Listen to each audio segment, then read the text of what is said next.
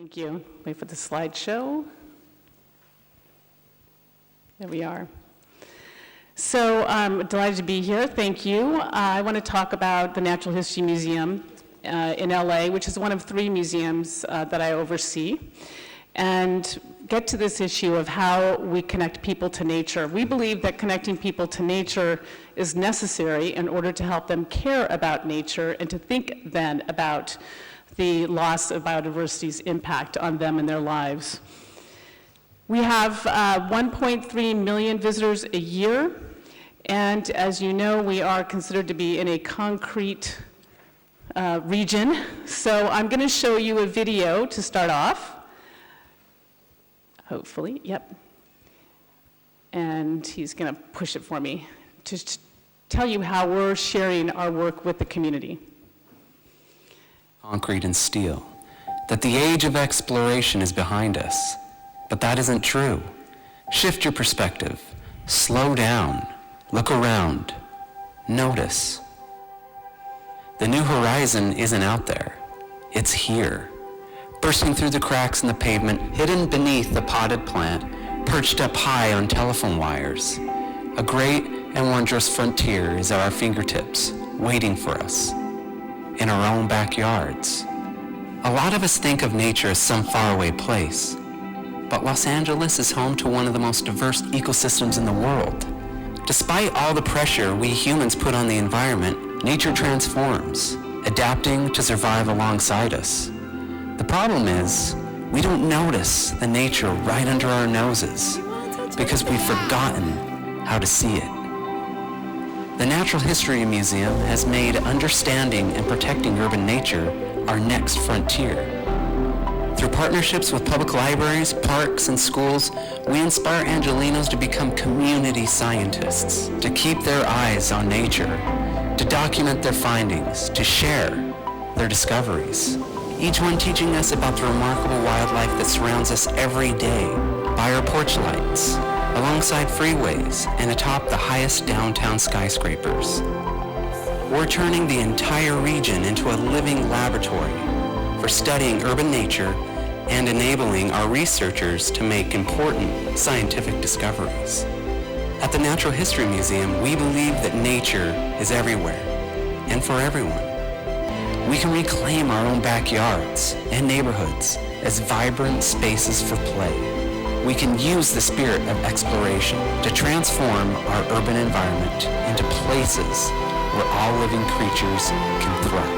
I am a community scientist. I'm a community scientist. I'm a community scientist. I am a community scientist. We can do so much more, but we need your help. Wrong way. So I want to tell you about how we have built a robust program engaging community with nature in Los Angeles. Our vision is to inspire wonder, discovery, and responsibility for our natural and cultural worlds, and everybody at the museum can recite that to you, which is important. It starts with an internal culture. We live by a set of 4 values. We are adventurous, inclusive, authentic, and intentional in our work. And those aren't just statements that are up on the wall. We actually approach our work deliberatively with those values in place. Recently, we finished a strategic planning effort, and we have 3 goals. That one's a little cut off, but the second goal is to create a new interdisciplinary model for understanding and connecting to urban nature.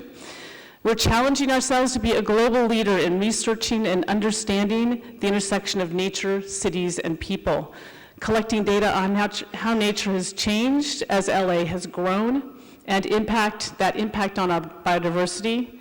And we believe this will play a critical role in influencing the sustainable development of Los Angeles.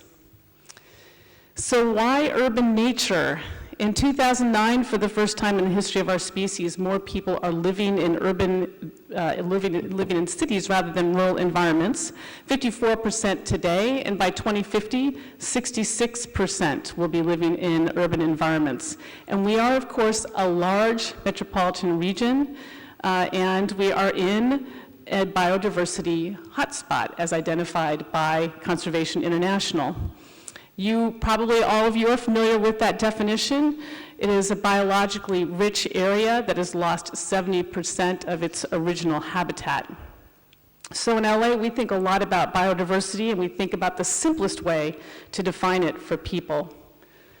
About 10 years ago, we started to think about how we could change our building, and that resulted in some conversation around the exterior. This is obviously a drawing of the 1913 original part of our building.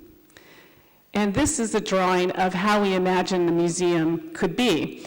That image you saw just a minute ago is on the left side of the diagram. That's the original 1913 rotunda. There's a huge extension that was done in the 1930s. And on this southern part of the slide is a network of gardens as imagined by the museum's architects that could be put in place of what was a parking lot at the time.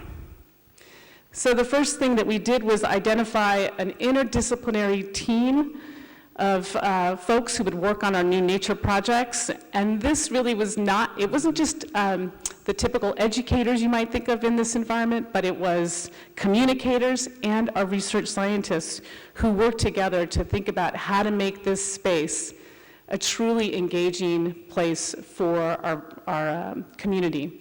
So we have, in this garden, we have edible gardens, we have a living wall, we have a pollinator garden, a pond, and lots of play areas. And since opening in 2013, we have found that not only do people love what the garden represents, but we're also attracting wildlife to this area that used to be a parking lot. A team wanted to track, an NHM team wanted to track the repopulation of this area, so they set up a Malay's trap, and I'm going to show one of those in a minute, in the garden, and tracked the catch of bees, flower flies, and butterflies in this new garden, and compared it with traps from 4 neighboring sites in a 5-kilometer range, as well as to a place 16 kilometers away in a natural area. And the study revealed that our traps on our site support greater abundance and diversity of the pollinator groups that were studied, even more so than the one in the natural site. Tells you something about the way that site management can impact biodiversity. The Nature Lab is indoors just off of the nature gardens, and it's an interactive space where we have live animals, touchable specimens, we have community science projects, a multimedia platform for seeing images that our community members take and post. And it has become really a beloved place for all of our families and our school visits to engage with nature and then walk out into the nature gardens and learn more about the space around them.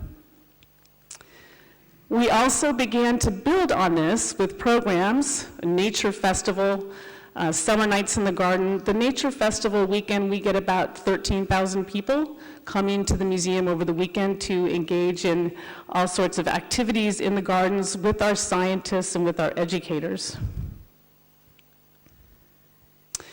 And as we began to tell our stories about Los Angeles's nature, we really wanted to find out how we could get them to tell their stories. We wanted to engage them in the work that we're doing, and we want it to be a two-way conversation with them about nature in Los Angeles.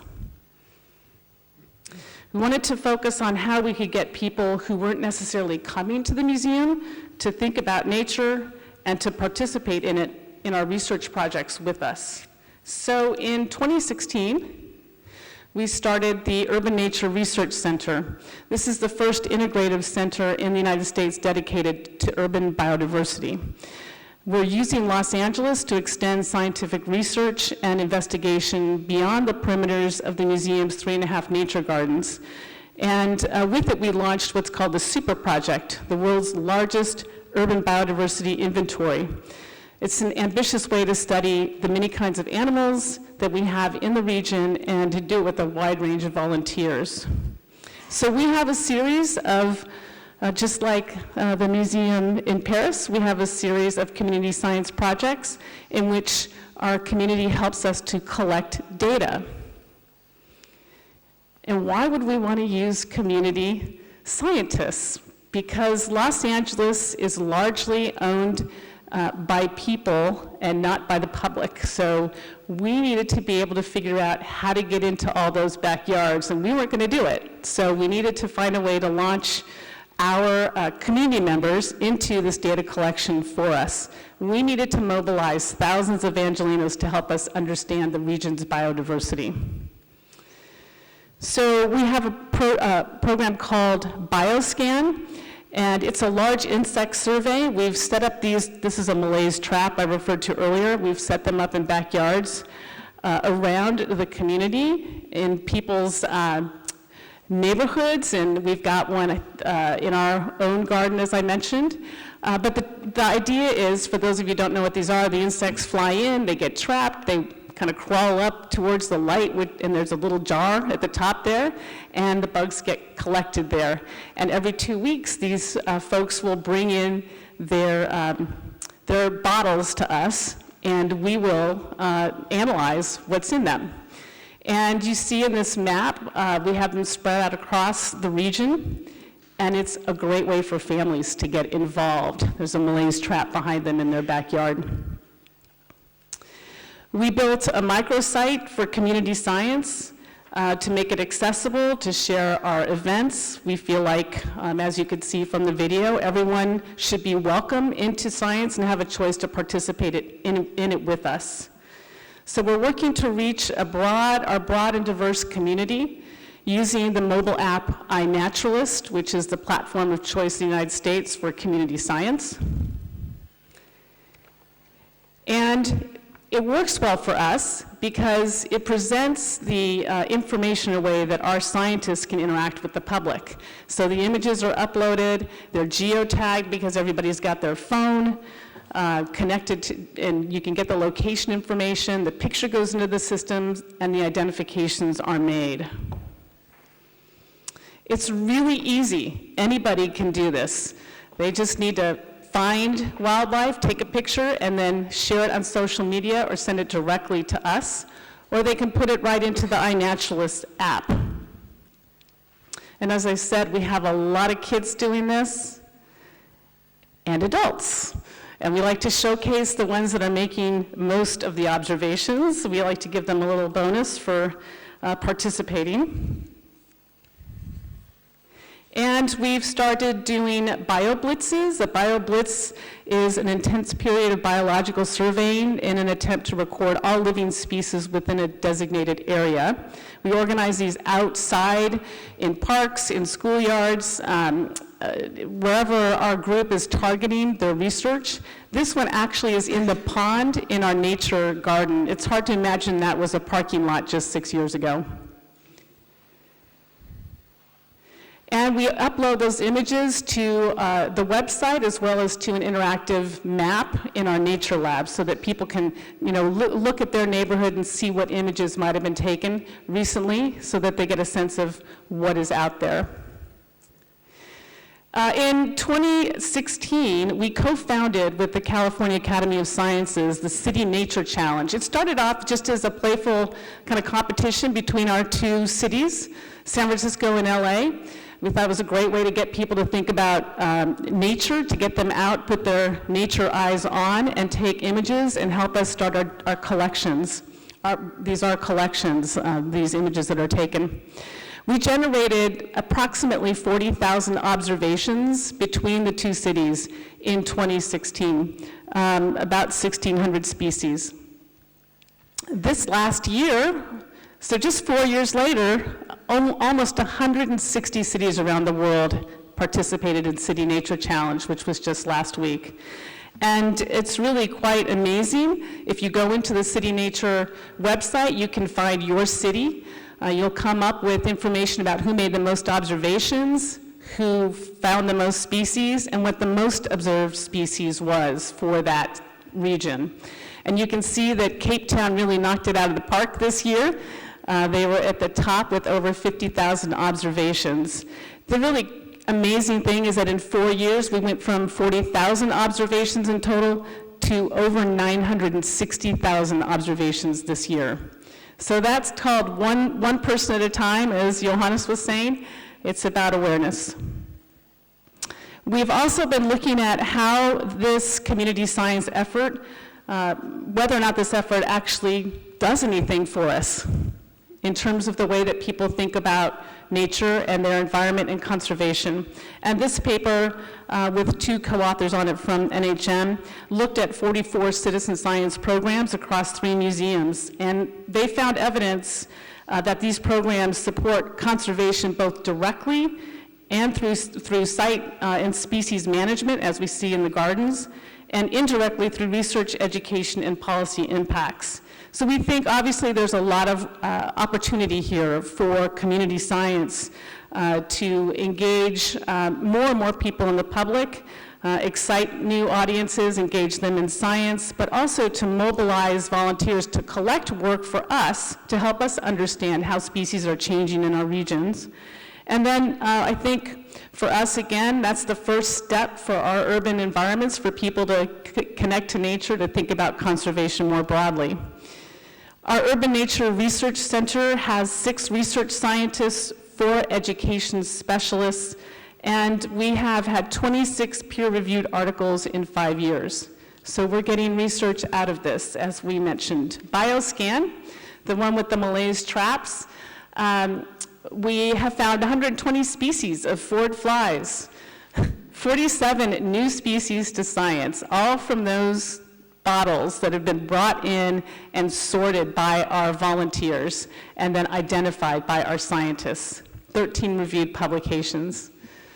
Our program, Reptiles and Amphibians of Southern California, otherwise known as RASCALS, has over 41,000 observations. You see the data there.